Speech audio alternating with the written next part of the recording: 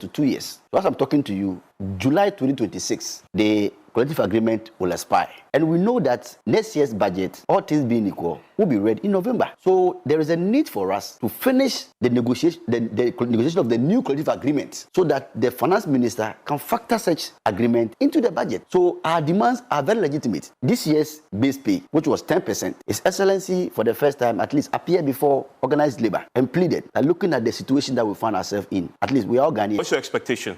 Well, the president of the land gave us the assurance that yes, we should pardon him with the 10% at least. And we've seen that by the grace of God, the economy is somehow stabilized.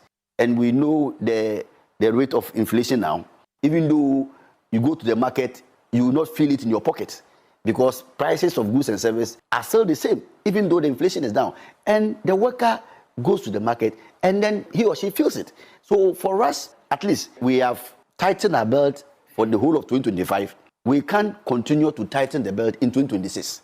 So whatever fairly is due to the Ghanaian worker, at least together, let us look at how best we'll be able to Fair to say then, you're not going to take anything below 10%? Oh, well, no, I don't think so. I don't think so. Even though we have not started the negotiation, but 10%, let's see what happens when we get to the table.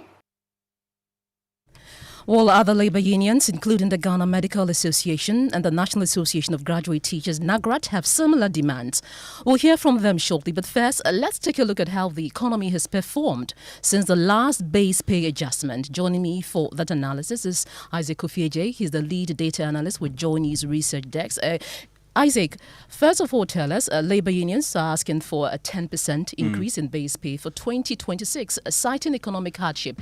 How has the economy changed since the last base pay adjustment? Well, so the last time the base pay increase was somewhere around February this year when workers secured a 10% rise in the following negotiation under the Public Services Joint Standing Negotiation Committee covering the full year from January to December of 2025. Since then, there have been notable improvements in key economic indicators. For instance, inflation has dropped sharply from 23.1% at the time of the last increment to 9.4% now.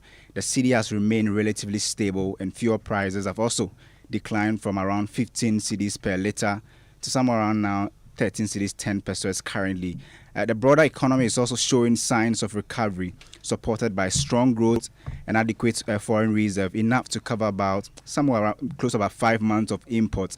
So overall, the economic environment looks more stable and improved compared to when workers received their last base pay. But the question is, are they feeling the impact? And another question I want to ask you, will this 10% request put extra pressure on the government's budget at all? We are still looking at the numbers, but per checks from the 2025 budget, that indicates that government had already projected an 18% rise in employee compensation for 2026. So government actually saw this coming, increasing the total wage bill from about 76.2 billion Ghana cedis in 2025 to about 89.7 billion next year. This means that 10% request from labor may have been, factored in that projection. And in fact, similar projections have been made for the coming years, with compensation costs expected to rise by 14% 2027 and some 13% by 2028, showing that the current request aligns possibly with the medium-term expenditure framework of government. Thank you very much, Isaac Ofori. Now let's talk about this further. And joining me right now is the president of NAGRAT, Angel Kabunu. I'll also be joined by Philemon Japon, and that's the the Deputy National Public Relations Officer of the Ghana Registered Nurses and Midwives Association. But first, let me start with Mr. Angel Kabunu. Good afternoon. Thank you for your time on the Midday News. Yeah, thank you. And I want to find out from you, you are going into these negotiations. What are your expectations? Well, base pay is always subject to negotiations. And it's a reflection of the economic situation that afflicts workers. Our income and what it is capable of doing. We take a lot of factors into consideration. Rent, electricity tariffs, water tariffs, inflationary the behavior of the economy, the stability of the cedi vis-a-vis other major currencies, and so on and so forth. All these factors will influence the percentage that labor will demand from government. Mr. Governor, we've seen some improvement in the economy since the last base pay adjustment. Are you also making this demand with this in mind? Yeah, of course. We take every factor into consideration. You are talking about improvement in the economy. Fair enough, but what about prices of goods and services? Prices of goods and services are always high. And we are going to factor all these. We are even going to factor the ability of government to recruit graduates and non-graduates into the public and civil service. All these things will come and play at the negotiation table, because we are also not that selfish to say that give all the money in the economy to us and leave our junior brothers and sisters who have not been recruited. Just last week, our sisters, the nurses, our brothers and sisters in the nursing fraternity and the teaching fraternity who have finished college, training college, who are still at home, are crying to be employed. So that will also be a major factor in the negotiation. We will want them also to be employed and to get jobs. Now, Mr. Kabano, if you don't get what you're asking for, what happens? No, we have never gone to negotiation to get what we want. That is why it is negotiation. We go to negotiation with expectation. Government also comes to the table with its ability. We negotiate up and down to the extent that we all find a common ground. That is why sometimes our members get disappointed, thinking that you told us that you were going for 50% or 20%, only for you to come up with 15 or 10%. It is because it is a negotiation. You don't go to negotiation with a figure and intransigently keep to that figure. When you do that, it is no longer a negotiation. Thank you very much, Mr. Angel Kabunu, and he's the president of the National Association of Graduate Teachers. Also joining me right now is Philemon Japon, Deputy National Public Relations Officer of the Ghana Registered Nurses and Midwives Association. Thank you for your time on the Midday News. Of course, labor unions want these negotiations concluded before the 2026 budget presentation. Why is the timing so critical to you? Well, thank you, and good afternoon to your listeners. The timing is very critical because many times we are not able to come up with the inflation rates and juxtapose it with the conditions, living conditions of workers in this country. And when we are braced with time, the government or the employer at the time will come up with figures that they can contain. And it doesn't give ample time for negotiation. We should be able to negotiate and get a fair treatment before it is implemented in the 2026 budget. Mr. Philemon Japon will leave the conversation here for now. He is the Deputy National Public Relations Officer of the Ghana Registered Nurses and Midwives Association. Let's get more on this because the Employment and Labour Relations Minister, Dr. Rashid Pilpo, has been responding to the demands on PM Express. He says government will try and accommodate the demands. I believe in what the tripartite technical committee will bring to us. But you can accommodate both workers who have arrears, as in Mutala and Eric, and existing workers who want more. Yeah, we are beginning to accommodate them. Like I'm saying, we have already accommodated the two of them. Okay. We will address the problem. We have addressed the problem.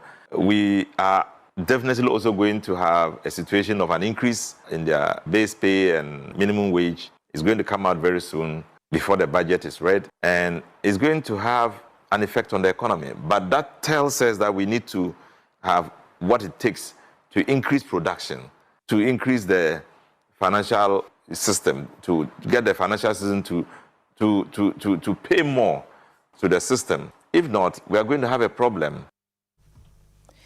Now let's stay on the labour front and the unpaid nurses and midwives, as well as teachers who have been working for the last 9 to 13 months without pay, will have to wait a bit longer for at least 2 more months before getting paid.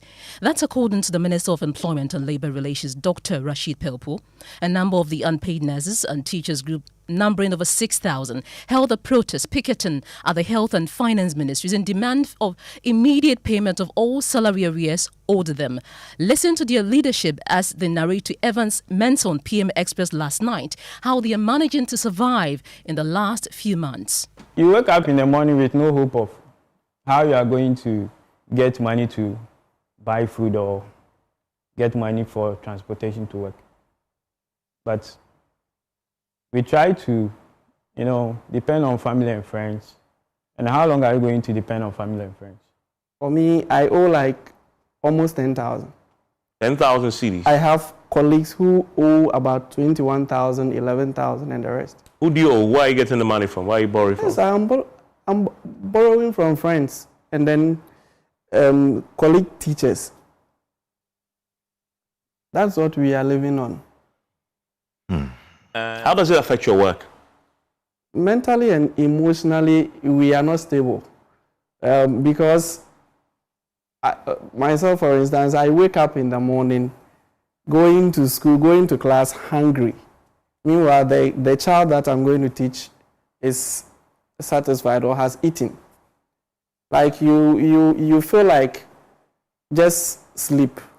It got to a time my siblings wanted me to come home because they are working, I'm also working. But I call them every day for money and all that. So it affects us mentally and we are not stable.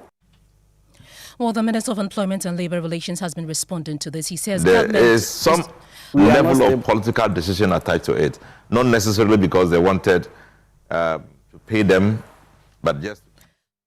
We apologize for that. Let's listen to the Minister of Employment and Labour Relations, Dr. Rashid Pope, when he says that government is working to resolve this challenge. He also mentioned that even ministers are yet to be paid.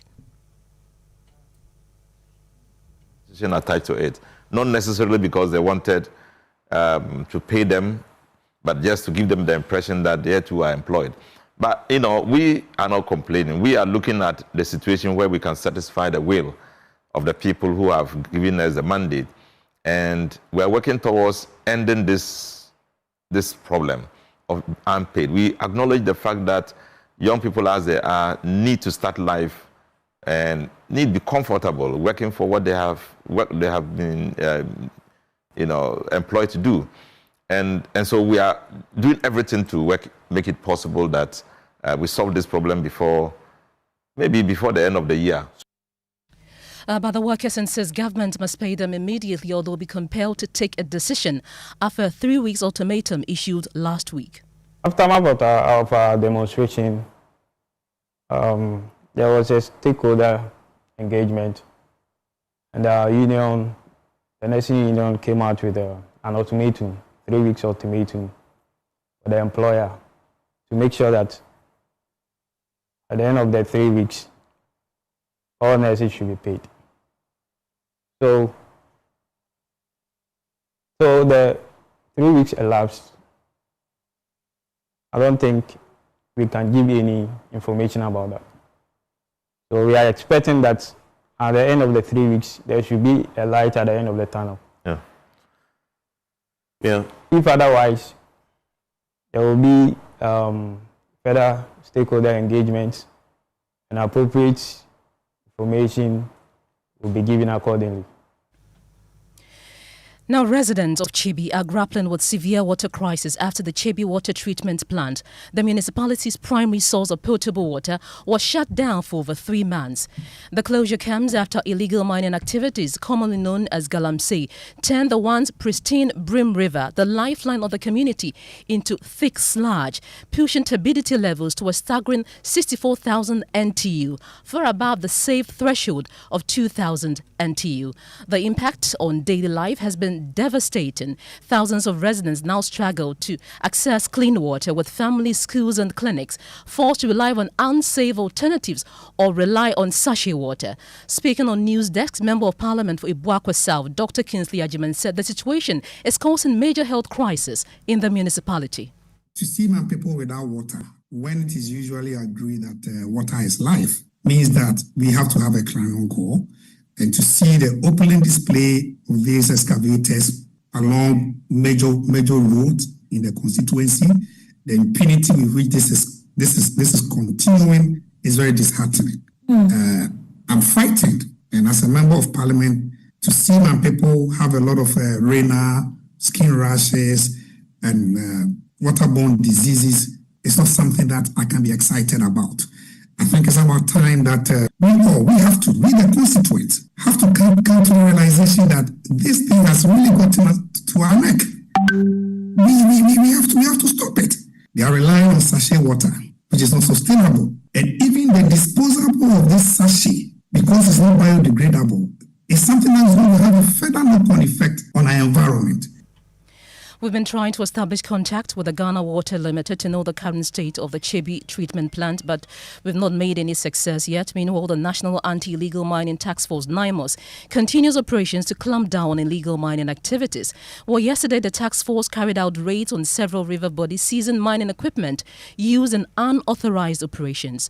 Joy News editor Fred Smith joins me in the studio to provide more details on these developments. Fred, which rivers did this operation happen? Well, government spokesperson Felix Kwachu Fosu has this morning provided fresh update on the NIMOS activities. According to an ex-post he posted, NIMOS staged an operation to disrupt Galamsey activities along the Ankobra River, Kamei Stream and Abrodium in the Nzima East municipality of the Western region.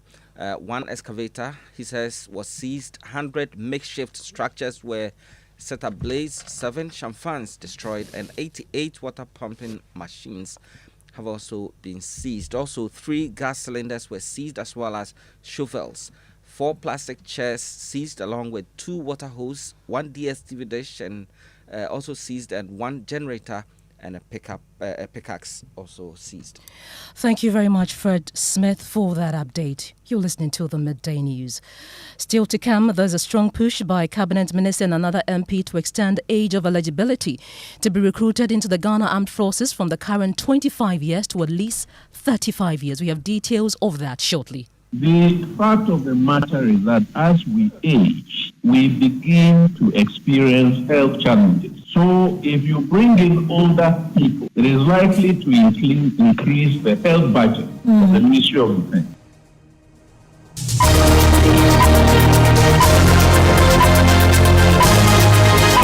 When I wake up in the morning, I brush my teeth with Kale Charcoal toothpaste. This gives me confidence all day. Anytime you meet Amma, don't be surprised I smile showing my beautiful white teeth because I don't have cavity thanks to Kale Charcoal toothpaste for its natural charcoal properties. In fact, we are like twins. I can't go without my Kale Charcoal toothpaste. That be why I dey use Kale Charcoal toothpaste morning and night when I dey go bed safe. It dey make my teeth white when it dey comot every scent from my mouth inside. My confidence level they go up, so I dey show my 32 teeth all.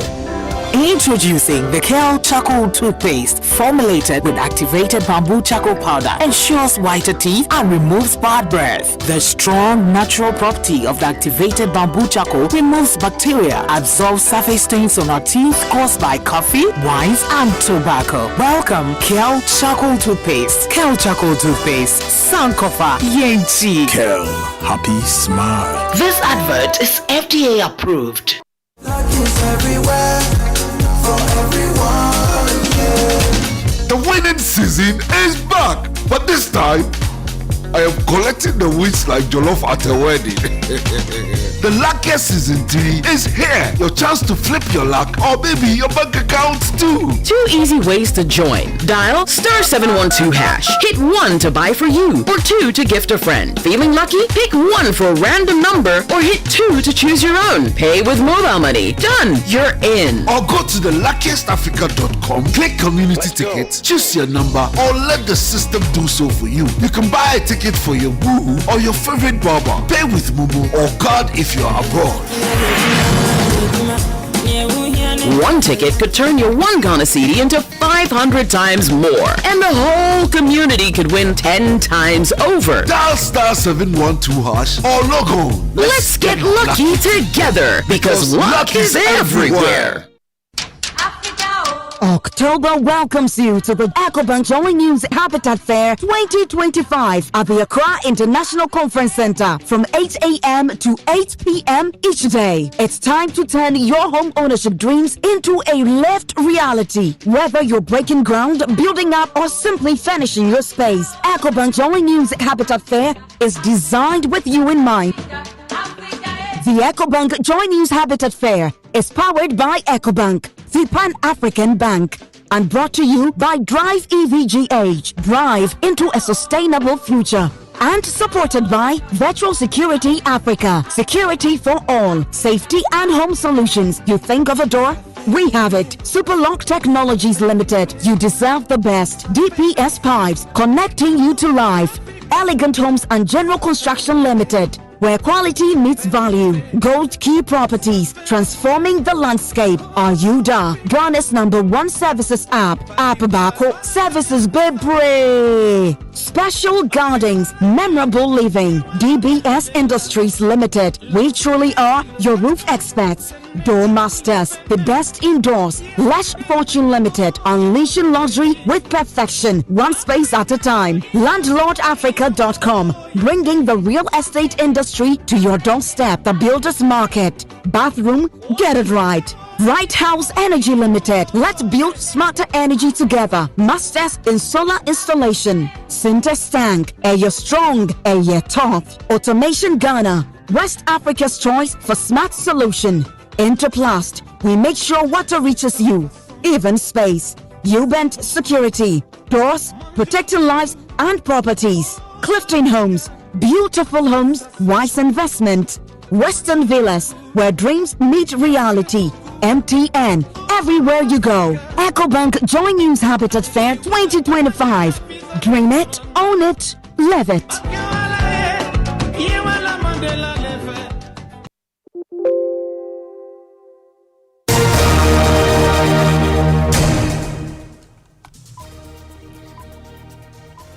You're welcome back to the Midday News, and Mubarak is here with the latest in the world of sports. Mubarak, over to you. Yes, Pearl, Ghana will be hoping to book a place at the 2026 FIFA World Cup when they face the Central African Republic in their penultimate qualifier today.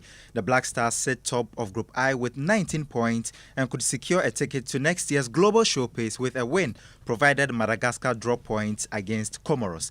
Here's Ghana head coach Otto Addo speaking ahead of the game.